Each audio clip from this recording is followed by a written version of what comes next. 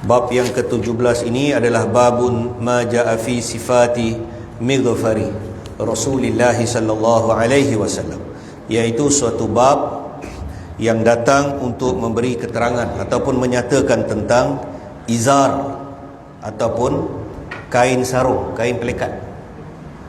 Kain izar ataupun kain sarung yang dimiliki ataupun yang digunakan oleh Nabi sallallahu alaihi wasallam. Telah berkata pengarang kitab ini, Kutubul Akhtab, Syekhul Hadis wa Raisul Muhaddisin, Hadrat Maulana Zakaria Al-Kandalawi rahmatullah alaih. Beliau mengatakan kain sarung ataupun izar adalah pakaian basahan baginda Rasulullah sallallahu alaihi wasallam. Ada perbezaan pendapat sama ada baginda sallallahu alaihi wasallam memakai seluar panjang ataupun tidak. Bab seluar pula kan. Menurut kajian Allama Baijuri rahmatullah alaih, baginda sallallahu alaihi wasallam tidak memakai izar adalah lebih tepat, walaupun beliau ada memiliki sehelai izar, seluar. Nabi ada seluar. Kata Allama Baijuri, Nabi ada seluar, tapi Nabi tak pakai seluar dalam, bukan seluar dalam ni, seluar panjang. Kan, seluar macam kita pakai kurta, ada seluar putih yang macam tu, seluar dalam, seluar putih dalam. Nabi ada. Tapi kata Allama Baijuri rahmatullah alaih, Nabi tidak memakai izar itu. Lebih tepat, walaupun beliau ada memiliki sehelai izar. Maka dikatakan juga setelah baginda sallallahu alaihi wasallam wafat, terdapat satu helai izar dalam simpanan peninggalannya. Imam Ibnul Qayyim rahmatullah alaih berkata, Rasulullah sallallahu alaihi wasallam ada membeli sehelai izar dan tujuannya tentulah untuk dipakai. Dan ramai di kalangan para sahabat ridwanullahu ajmain yang memakai izar dengan restu dan kebenaran baginda sallallahu alaihi wasallam. Jadi maknanya Nabi pernah beli seluar. Seluar kurta tu, macam Nabi ada beli seluar panjang. Jadi Imam Ibn Qayyim kata apa? Kalau Nabi beli, maksudnya Nabi beli nak apa? Nak pakailah. Dan pada waktu itu para sahabat ridwanullah ajmain, majoriti para sahabat pakai izar, pakai seluar kat dalam. Maknanya kalau dia pakai jubah ni, dia ada seluar. Jadi maka ramai di kalangan sahabat yang memakai izar dengan restu baginda sallallahu alaihi wasallam. Jadi sahabat ni, Nabi sunnah ni tuan-tuan, dia kadang-kadang, bukan kadang-kadang lah, dia sunnah ni sebenarnya. Di zaman Nabi sallallahu alaihi wasallam, apa yang Nabi pakai itu pun itu sunnah. Sahabat pakai, Nabi tak larang. Maknanya Nabi apa? Nabi benarkan. Kalau benda itu haram, benda itu ditegah oleh syariat, oleh agama, pasti Nabi blok. Nabi kata jangan. Contoh apa? Contoh cincin emas. Ada kisah masyhur kan dalam hikayat tu sahabat. Yang satu sahabat tu dia apa? Dia beli cincin emas, dia pakai sarung emas. Bukan dia pakai itu sebab dia nak lawan Nabi, tak. Dia tak tahu hukum haram pemakaian emas itu dah turun. Maknanya larangan orang lelaki memakai barang kemas. Sebab di zaman Nabi sallallahu alaihi wasallam ni, sahabat tak tahu hukum apa yang turun waktu tu. Sahabat hanya tahu setelah Nabi bagi tahu, wahyu turun. Wahyu turun, wahyu tentang kefarduan solat, wahyu tentang pengharaman minum arak. Sebelum ayat arak turun, sahabat adik minum arak itu perkara biasa pada zaman jahiliah. Sehinggalah Umar radhiyallahu an masuk waktu solat, Umar solat. Lepas sebelum solat tu dia apa? Dia dah minum. Dia telah al-khamr, dia telah mabuk. Kemudian dalam semayang dia baca, tapi ayat dia jadi tunggang langgang. Ayat jadi macam kan. Akhirnya Allah turunkan ayat tentang pengharaman arak, judi, berhala, bertenung nasib. Ayat itu semua adalah fi amal syaitan. Haram arak. Barulah ayat tu mengharam. Pada waktu yang sama ada sahabat dalam safar, dia tak tahu ayat tu dah turun. Jadi bila dia sampai dia tak tahu, sehinggalah dia bagi dia kata dah tak boleh kita orang Islam, Allah telah mengharamkan arak. Bukan senang kan. Sekarang teknologi senang kan, satu announcement aja, boom, kita blast satu Malaysia tau, sekejap ya kan, sekejap satu kita blast saja. Tapi waktu itu kena tunggu orang balik. Jadi sama macam pemakaian emas, ada sahabat tak tahu dia pakai emas. Nabi nampak pengharaman laki-laki memakai emas tu telah diperintahkan, tidak dibenarkan. Jadi apa Nabi buat? Nabi agresif. Nabi pergi ke sahabat tu, Nabi cabut cincin yang dia pakai. Nabi lontar. Bukanlah Nabi lontar yang macam tu kan. Nabi buka. Nabi buang cincin tu. Tapi sahabat kata, sahabat yang dibuang tu dia tak peranjat dia, tapi dia tak menyanggahi Nabi. Dia tahu pasti Nabi buat tu ada benda dia, sehingga dia telah diberitahu oleh sahabat dia lain. Nabi kata, sesungguhnya apakah engkau ingin supaya jari jemari engkau itu dibakar oleh api neraka? Jadi sahabat tu bila Nabi dah buang cincin tu, dia pun tak, bukan pergi ambil, tengok pun tak. Sebab apa? Nabi dah buang. Jadi datang sahabat lain, dia kata tak apalah, kau pergilah ambil cincin tu, haram untuk engkau, tapi orang rumah kau boleh pakai. Pergilah ambil 999 tu. Emas mahal tu. Emas zaman Nabi ori. Emas sekarang kan hati-hati, banyak scammer kan, tipu banyak kan. Jadi emas tu tulis, ambil lah. Apa sahabat ni kata? Dia kata, wallahi demi Allah, aku tidak akan mengambil sesuatu perkara yang Nabi dah buang dah. Nabi dah buang lah, tak payah. Jadi apa yang Nabi pakai itu sunnah. Sahabat pakai, Nabi tak pakai, tapi Nabi tak larang pemakaian, mana itu pun dibenarkan.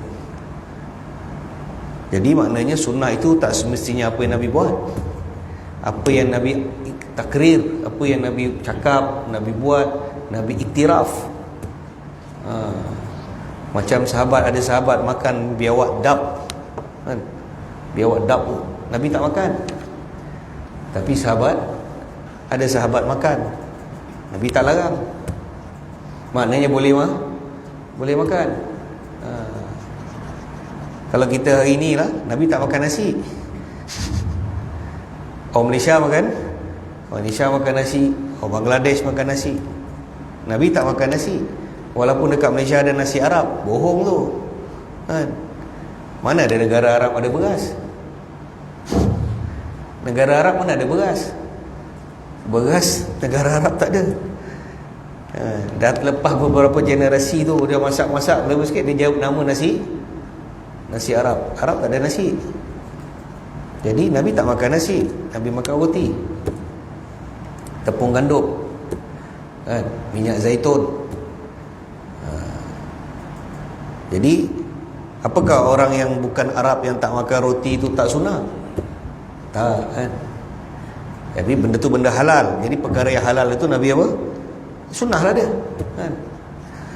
Jadi balik kepada riwayat ini, maka berkata satu orang sahabat ni, nama dia Sayyidina Abi Umamah radhiyallahu anhu, telah berkata, aku telah memberitahu Rasulullah sallallahu alaihi wasallam bahawa ahlul kitab tidak memakai kain, tetapi mereka memakai izar.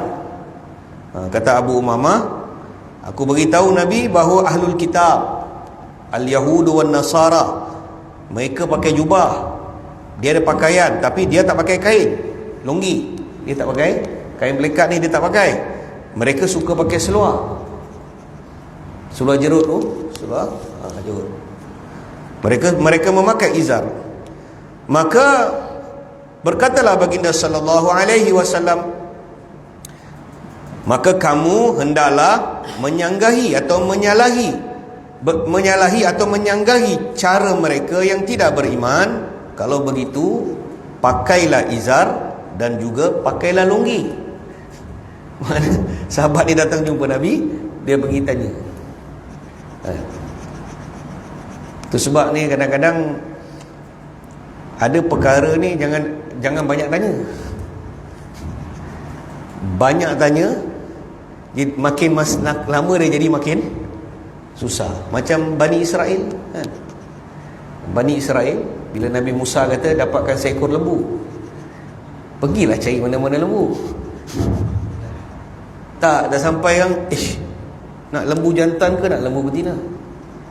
Patah balik. Musa, nak lembu jantan ke lembu betina? Dah, dia jadi makin lama makin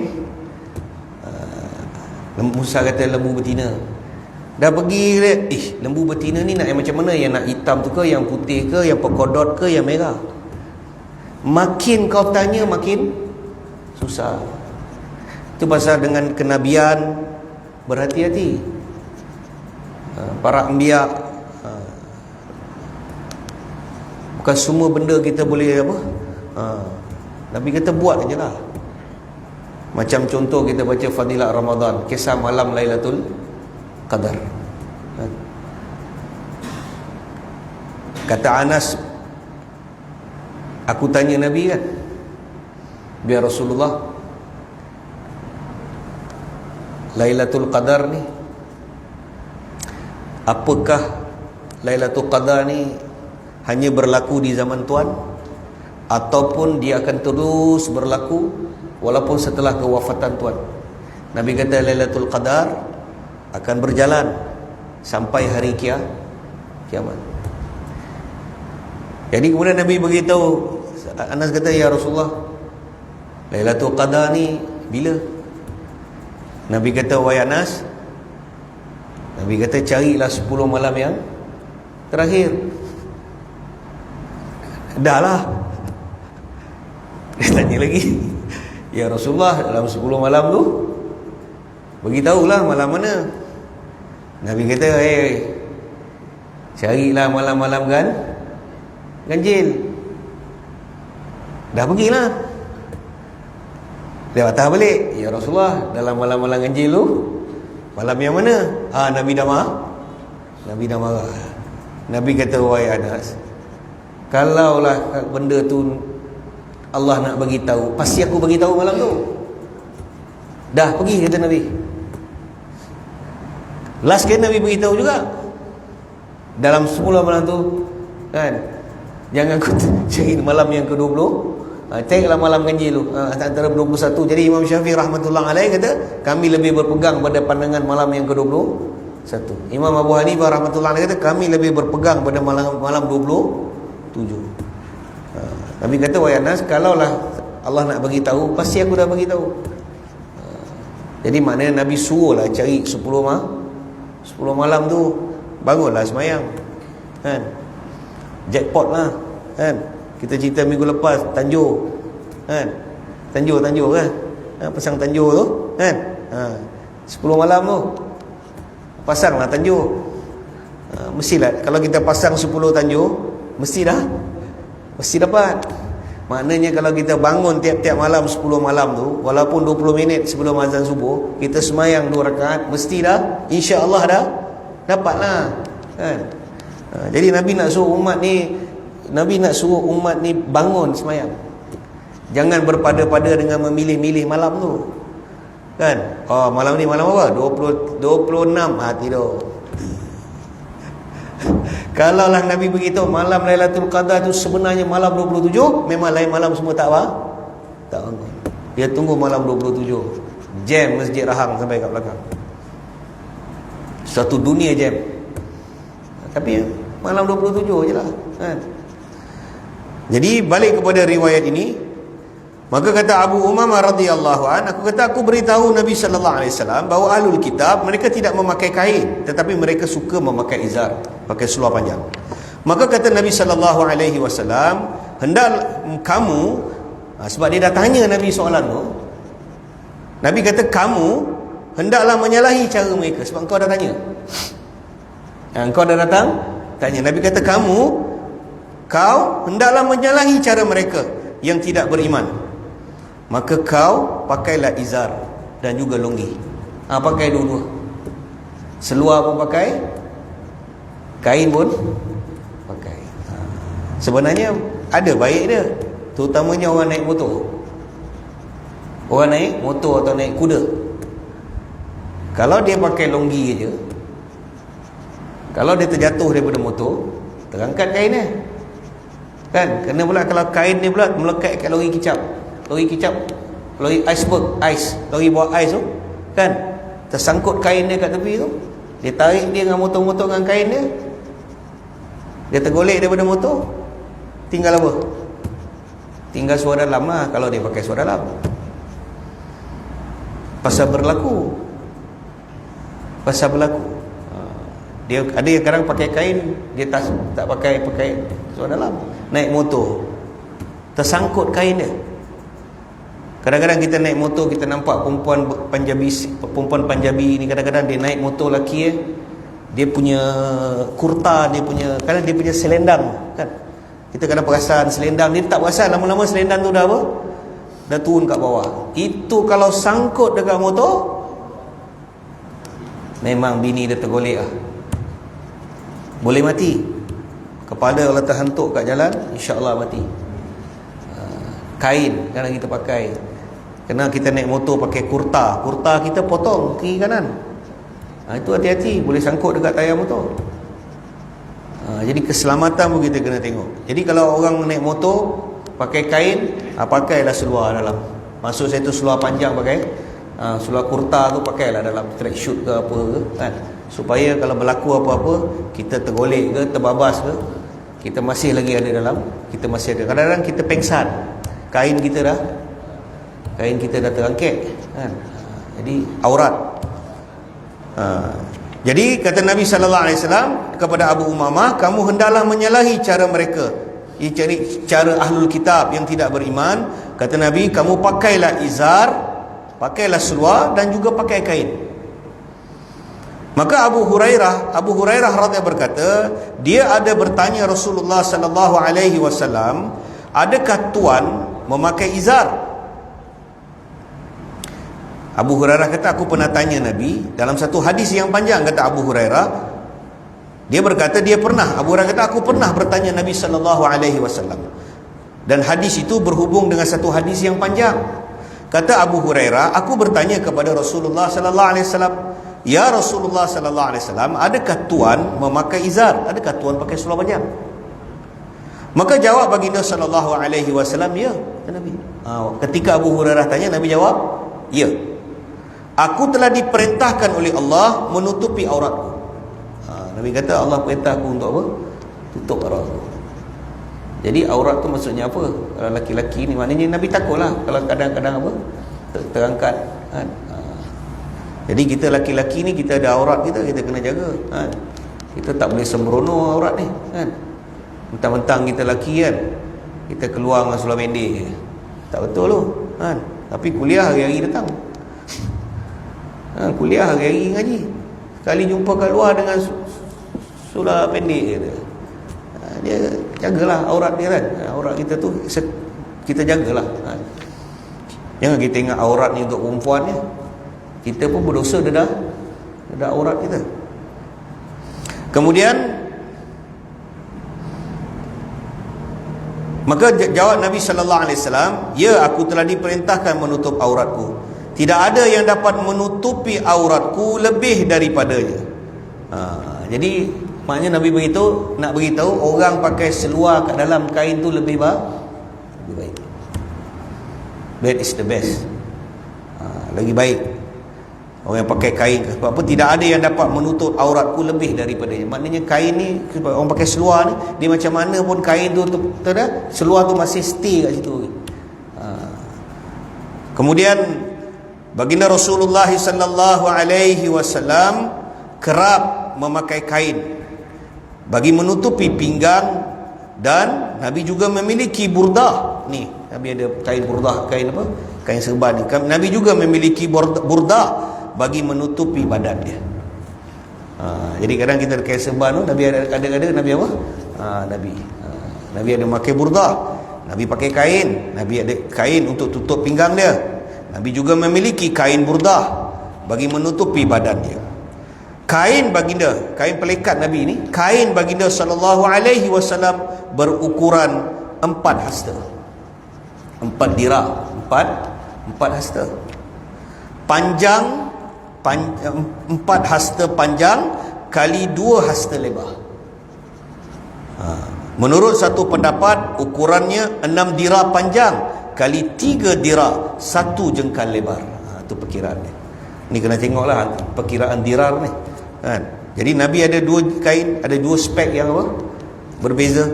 Maka dinukilkan juga kain baginda sallallahu alaihi wasallam ialah 4 dirah 1 jengkal kali 2 dirah. Maka bab ini mengandungi 4 buah hadis. Belum masuk hadis lagi, baru mukadimah bab ni. Jadi maknanya Nabi ada lebih kurang 3 spek, 3 spek kain dia. Jadi hari ni kalau kita pakai kain, adalah dalil dia. Mana kita pakai kain ni, dia sunnah. Sayyidina, kalau dalam hayatus sahabah, Sayyidina Uthman radhiyallahu anhu. Sayyidina Uthman ni kebanyakan masa dia pakai kain. Dia tak pakai seluar kat dalam, dia tak pakai seluar panjang. Sayyidina Uthman dia macam dia ikut sebiji macam Nabi sallallahu alaihi wasallam. Dia pakai kain, tapi dalam tu dia tak pakai. Tapi Uthman ada memiliki seluar dalam almari dia, dalam simpanan dia. Dalam hayatus sahabah, hari Uthman nak dibunuh, waktu tu umur dia, Sayyidina Uthman umur dia hampir 82 tahun ketika dia dibunuh. Ketika hari yang dia nak dibunuh tu, dia dah agak dah, pemberontak ni dah tak sabar dah kan? Dia dah tahu dah, dia dah ada firasat dia ni akan bunuh aku ni. Jadi apa Uthman buat? Uthman kata isteri Sayyidina Uthman, Naila binti Furaifishah. Naila kata Uthman tak pernah pakai seluar sepanjang dia hidup tu, tapi dia ada simpan seluar dalam almari dia. Jadi hari dia nak dibunuh tu, dia masuk dalam kamar dia, Sayyidina Uthman ambil seluar tu, Sayyidina Uthman pakai. Dia ikat apa? Dia seluar tu adalah tali dia kot. Dia ikat seluar tu ketat-ketat. Jadi bila dia ditanya, wahai Uthman, pasal apa? Tak pernah pakai seluar, hari ni pakai. Uthman kata, aku bimbang. Sayyidina Uthman kata, aku bimbang. Sekiranya jika mereka tawan aku ni, kalau mereka dapat bunuh aku bimbang mereka merobek-robekkan pakaian aku ni sehingga mereka mendedahkan aurat aku. Sayyidina Uthman. Maknanya Sayyidina Uthman dah tahu dah puak pemberontak ni fasik. Hukum dia fasik. Dia bukan orang mukmin yang betul, dia fasik. Itu sebab para sahabat macam Sayyidina Abu Hurairah radhiyallahu an, ketika dia orang pemberontak kepung rumah Sayyidina Uthman, Abu Hurairah kata apa? Abu Hurairah keluar fatwa, Uthman, ini bukan orang mukmin ni. Ini bukan orang mukmin. Ini halal bunuh. Bunuh je Uthman. Abu Hurairah kata bunuh. Ini burat, ini pemberontak. Walaupun nampak macam orang Islam, pakai serban, simpan janggut. bunuh dia, kata Abu Hurairah. Sayyidina Ali ketika bertembung dengan puak ni dikenali sebagai Khawarij. Sayyidina Ali di satu tempat nama dia Nukhailah di Iraq.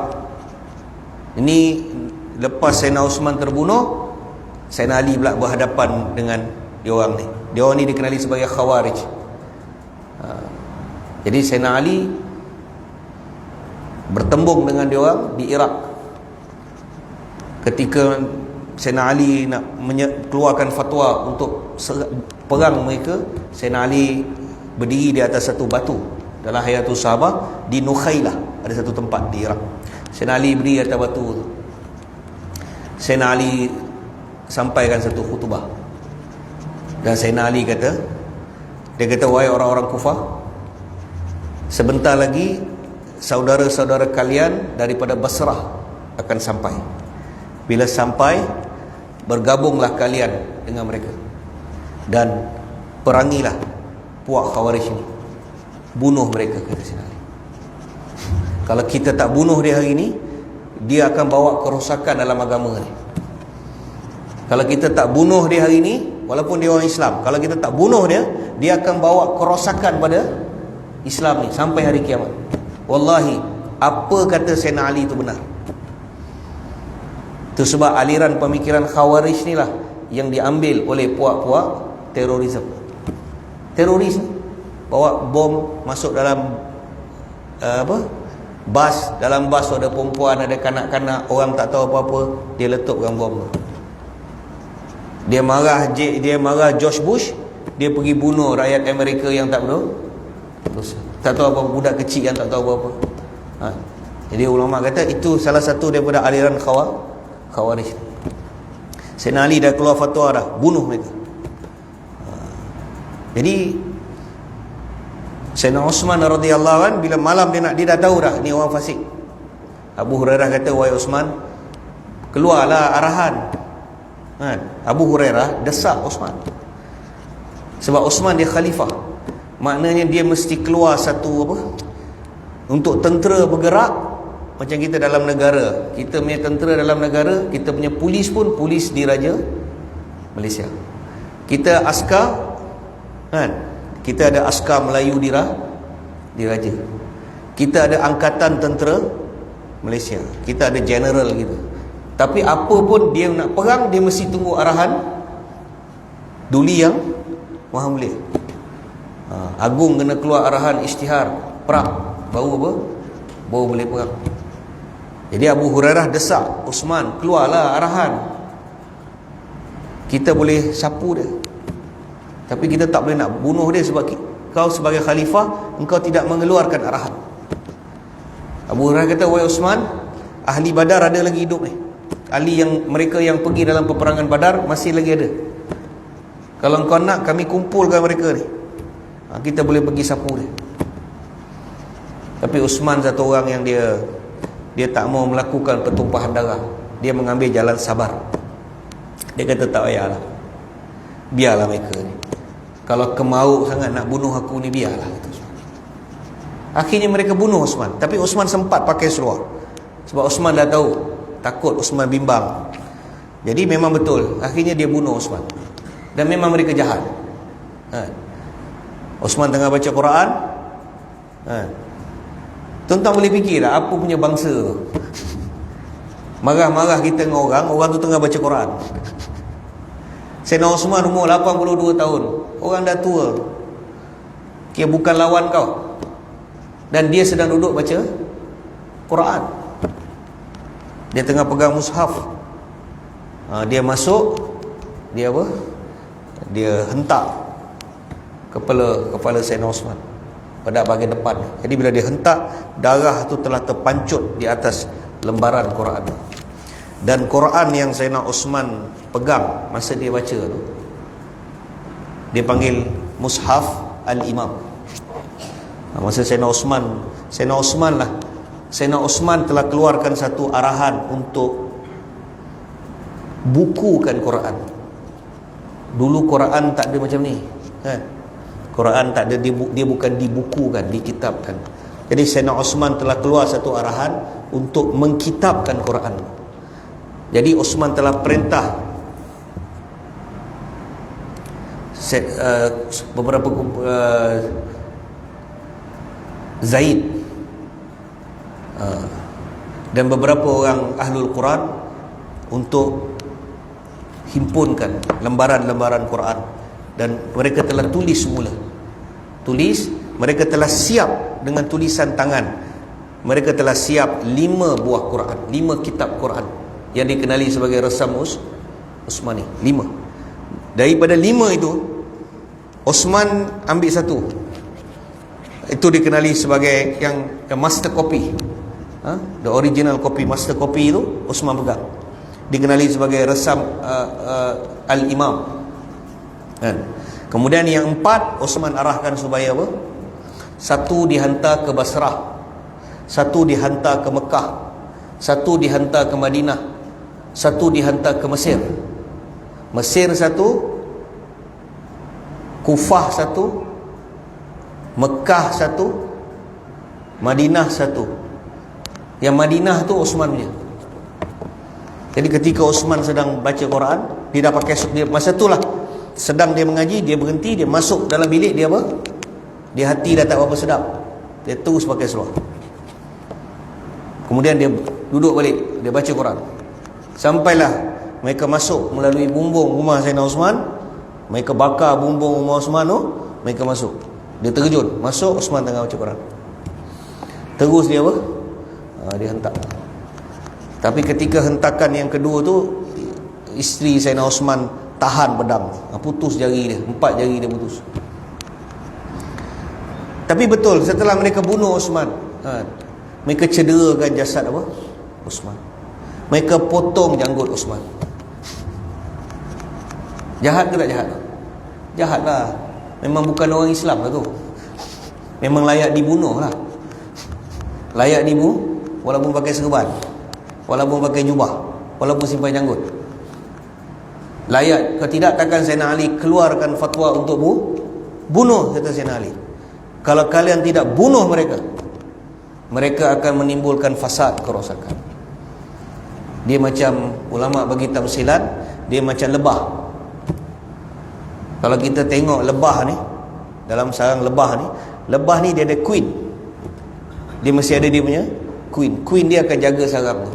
Queen ni akan beri arahan kepada semua lebah-lebah, keluar daripada sarang, cari madu daripada bunga-bunga macam ni, bawa balik yang solid je. Yang rosak jangan bawa, yang rosak jangan, yang basi jangan bawa balik. Sebab madu dalam sarang akan rosak. Jadi keluarlah semua lebah ni, masing-masing bergerak untuk cari madu ataupun pati dia yang telah diperintahkan oleh queen ni. Jadi ketika dia balik, sejarah lebah ni, ketika dia balik, dia tak boleh masuk dalam sarang dulu. Dia kena masuk dekat pintu gerbang itu. Dia ada spot check. Orang buat kajian tentang lebah. Dia bila balik tu kan, dia punya sarang tu, bila dia nak masuk untuk dia simpan lebah tu dalam dia punya logistik, dia ada tempat simpanan lebah tu, madu tu. Untuk dia letak madu tu, dia tak boleh masuk. Dia kena berhenti kat pintu masuk tu. Dia ada satu security guard, quality inspector, QC. Dia ada QC. Jadi bila dia bawa balik, QC ni akan tengok speknya. Okey, lebah ni ori, madu ni ori, okey, baru boleh masuk dalam store tu untuk simpan. Tapi mana-mana lebah yang bawa sampai kat QC inspector fail, tuan-tuan tahu apa hukuman dia? Apa hukuman dia? Queen kata bunuh. Queen kata dia dibunuh. Sebab apa? Queen kata ni lebah kianat, ni kawaris ni lebah. Sebab apa? Kalau kita tak bunuh dia, dia akan tetap nak masukkan lebah tu dalam madu tu dalam simpanan tu. Jadi bila dia masukkan madu dalam simpanan tu, seluruh madu akan rosaklah. Dia takkan ghostan. Jadi Queen kata tidak ada hukuman lain melainkan pancung sampai mati. Jadi itu tamsilannya, dia punya apa?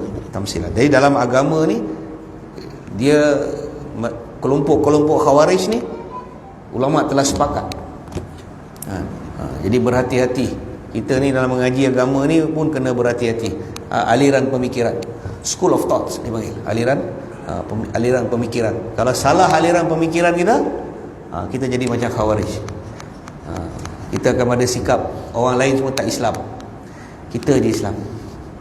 Orang lain semua tak faham Quran, kita yang paling faham Quran. Kita akan jadi macam tu.